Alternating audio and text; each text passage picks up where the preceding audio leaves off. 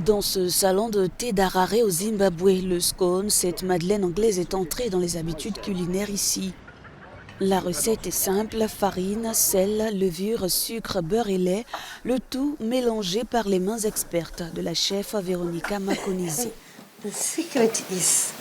Le secret se trouve sur cette partie où j'ai commencé, en mettant la levure, le sel, toutes les mesures en fait. Et ensuite, vous devez faire votre pâte.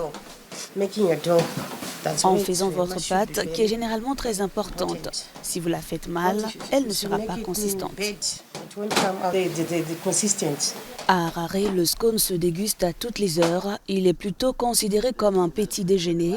Ce petit pain mollet qui se doit d'être dense et aéré à la fois a conquis les papilles des Zimbabwéens. Et tous les salons de thé de la capitale proposent leur scone fait maison. À mon avis, c'est un luxe, c'est un vrai plaisir. Et à chaque occasion spéciale, vous voulez avoir du thé et des scones. Ici, beaucoup considèrent le scone comme une viennoiserie locale et en oublient son origine. Il faut dire qu'il est entré dans leurs habitudes et plusieurs ont réussi à apporter leur touche personnelle.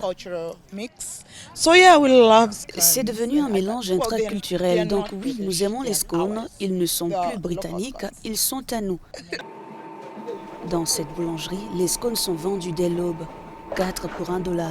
Chaque jour, quelques 200 pièces sont produites dans ce local et sont introuvables dès la mi-journée.